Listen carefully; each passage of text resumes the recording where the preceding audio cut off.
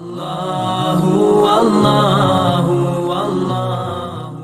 মানব জীবনের দ্বিতীয় শ্রেষ্ঠ গুণ এবং দ্বিতীয় শ্রেষ্ঠ গুণ কি? মানব জীবনের দ্বিতীয় শ্রেষ্ঠ গুণ সকল পয়গম্বরের মধ্যে ছিল যেটি, সেটি হচ্ছে মানুষ হিসেবে মানুষকে ক্ষমা করা। সুবহানাল্লাহ বলেন।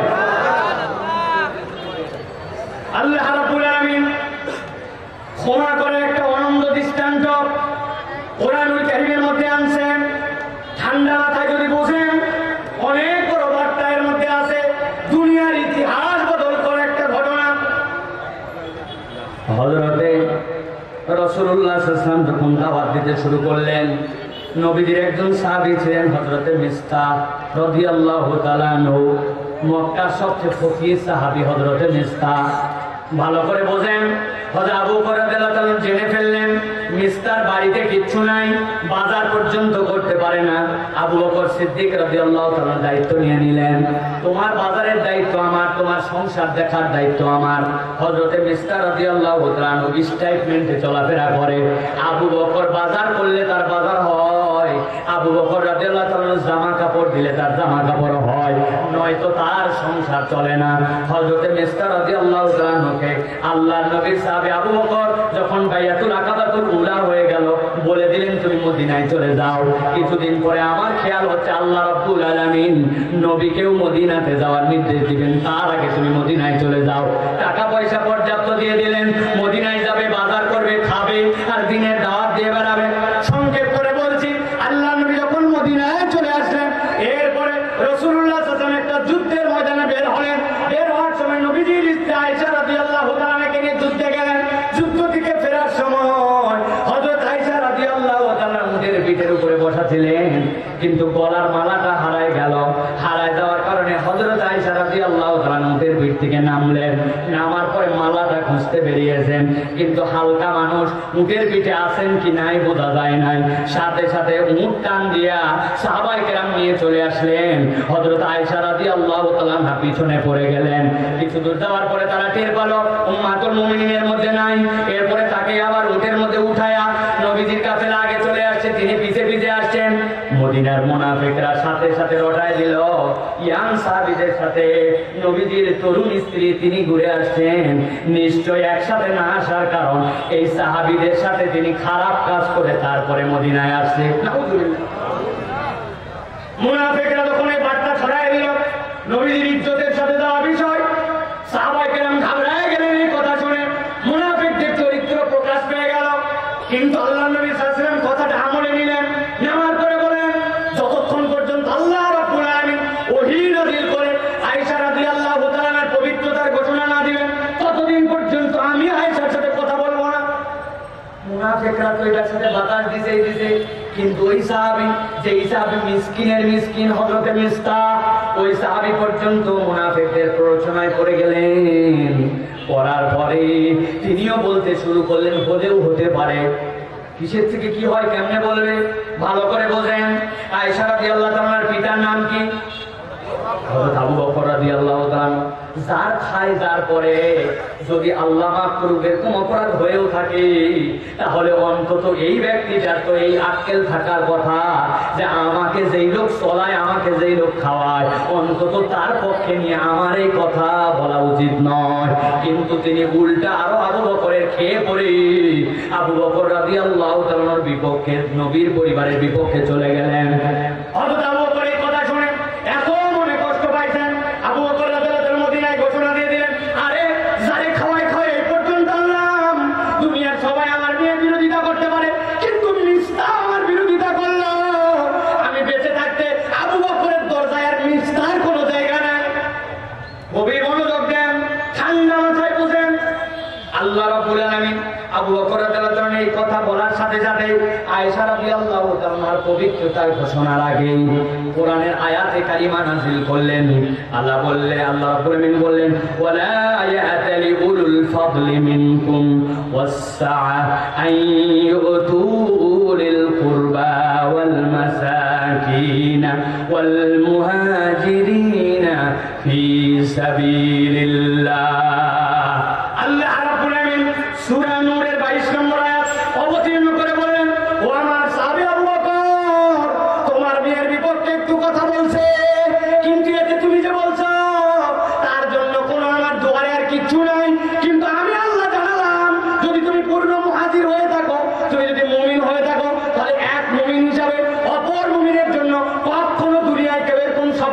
পারে না, এই কথাটা তোমার বলা ঠিক হয় নাই। আল্লাহু আকবার। আল্লাহ রাব্বুল আলামিন উল্টা আয়াতে কারিমাতে বললেন আবু বকরের জন্য দায়িত্ব কি হবে? আল্লাহ বলেন ওয়ালিয়াফু ওয়ালিয়াসফাহু।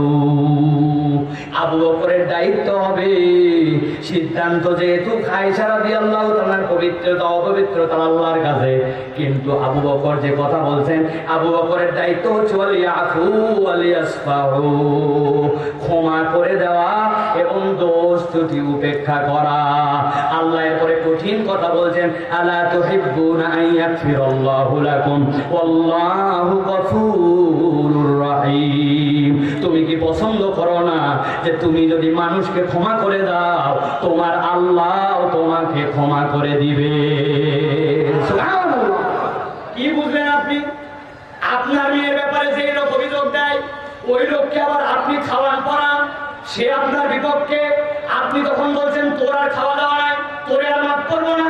আল্লাহ আয়েশা রাদিয়াল্লাহু তাআলার পবিত্রতার আগে দায়িত্ব দিচ্ছেন, তুমি দোষ হিসাবে এটাকে ধরো না, বরং তুমি ক্ষমা করো, ক্ষমা করাই তোমার চরিত্র।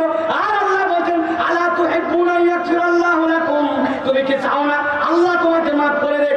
আল্লাহ এর দ্বারা বোঝাতে চান, দুনিয়ার মানুষ যখন অপর মানুষকে মাফ করে, আল্লাহ রাব্বুল আলামিন বান্দাকে মাফ করে দেন। সুবহানাল্লাহ। কিন্তু একটু নিজেদের জীবন বিশ্লেষণ করে দেখেন, আমরা ক্ষমা করার চরিত্র থেকে হারায় ফেলছি।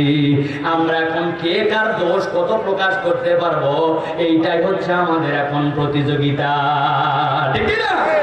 এত বড় দাড়িওয়ালা মুরব্বী মানুষ আসরের নামাজ পড়ে মোড়ে দোকানে চলে গেছে, গান বাজে বলছে কিবোর্ড কমিটির সভাপতি, ধর্মের সেক্রেটারি, মধ্যে ক্যাশিয়ার আছে না। এরপরে দোষ চর্চা শুরু হয়ে গেল, হুজুর আর বলিস না, এই ইমাম সাহেব এ খারাপ, সে খারাপ, এ সমস্যা, সে সমস্যা। পাশের জন বলছে পুরাতন কথা আর বলিস না, নতুন খবর তো জানিছি না, হুজুরের আরো দুইটা দোষ খুঁজে পাইছি। মধ্যে যেটা বসে আছে অনেকক্ষণ ধৈর্য ধরে সহ্য করছে, ধৈর্য করতে ধরতে ধরতে শেষে বলছে শোনো, এগুলা কথা বলা উচিত না। তবে না বলেও পারি না, আল্লাহ মাফ করুক, কথা ঠিক, বুঝেন নাই? এইগুলা কথা বলা উচিত না, না বলেও পারি না, আল্লাহ মাফ করুক, কথা ঠিক। আর কি গীবত করা বাকি থাকলো ভাই, ওরে ধান্দাবাজ আছে কিনা? সারাদিন কাজ নাই, নিজের আমলগুলা সব মানুষকে পার করে দেয়, গীবত গিল্লা ছাড়া ভাল লাগে না। এইরকম নামাজি হাজি সাহেব, এইরকম দাড়িওয়ালা টুপিওয়ালা আমাদের সমাজে এরকম মুসলমান আছে কিনা? নিজের অপরাধের কোনো শেষ নাই, মানুষের দোষ খুঁজে শেষ করতে পারে না। চেয়ারম্যান খারাপ, উপজেলা চেয়ারম্যান খারাপ, এমপি খারাপ, মন্ত্রী খারাপ, অমুক খারাপ। তুমি যে কত বড় খারাপ খবর জানো? বাপ মারার সময় পড়ে গেছিল, বাবা আমি জমি জমা ঠিক মতো বন্টন করতে পারলাম না, ওর বোনের জমিগুলো ইনসাফ মতো দিয়ে দিস। 50 বছর পার হয়ে গেছে, বোনের জমি ঠিক মতো মিরাজ নামায় বন্টন করে না। উনি বিরাট বড় হাজি সাহেব, গাজী সাহেব, আর লোকের দোষ ঘুরে বেড়ায়, খুঁজে বেড়ায়, নিজে বান্দার হক নষ্ট করার আসামি, নিজের খবর নিজের না। এরকম লোক যশোর অঞ্চলে না আছে? হতে যাবে, যাওয়ার আগে 50,000 টাকা আমের গরু, বিরাট বড় খাওয়া দাওয়া, খাওয়া দাওয়া সেটা বলছে বাবা আর ফিরতে পারবো কিনা জানি না, আমাকে তোমরা মাফ করে দিও। কৌশলে এটা একটা, দুইটা ছেলে তার, দুইটা মেয়ে, 10 বিঘা জমি, 1 বিঘা জমি অর্ধেক অর্ধেক করে 2 মেয়েকে ভাগ করে দিয়েছে। দিয়ে বলছে মা আসার সময় তো তুমি বলাতে আনবো। নাতি দেখে বলছে কি লাগবে তোমার, নানু বলো, তোমার কি মালা লাগবে না চেন লাগবে? কৌশলে সিস্টেম করে দিয়া 9 বিঘা জমি 2 ছেলে 1 বিঘা জমি বন্টন করে দিয়া মক্কা শরীফে চলে গেছে। হাজী সাহেব খানায় কালো দেখার পরে কান্না, হাজির কান্না শুনে পাশে লোকজন ভিড়ে গেছে। ঘিরে অনেকেই কাঁদে, কিন্তু এই লোক এত বেশি কাঁদে কেন? দেখি তো আমি বলি আশা রাখ দিয়া 10 বিঘা জমি সিস্টেম করে আল্লাহ মেয়েদেরকে একটু বেইনসাফ করা হয়ে গেছে, মেহেরবানি করে আল্লাহ তুই মাফ করে দে। আল্লাহ ফেরেশতা নামাবে না, কিন্তু যদি নামাই তো ঠাড়ায় এক থাপ্পড় দিয়ে ফেরেশতা বলতো বান্দা তুই কাঁদতে কাঁদতে যদি খানায় খাওয়ায় বন্যা এনে ফেলিস, বান্দার হক নষ্ট করার গুনাহ আল্লাহ মাফ করে না। এরকম লোক আছে কিনা আপনাদের? আছে কিনা? বিরাট বড় বুজুর্গ সাথে গেছে, রাস্তার কাজ পাইছিল টেন্ডারে, যেই জায়গায় দেওয়ার কথা ছিল 1 নম্বর পাথর, ওই জায়গায়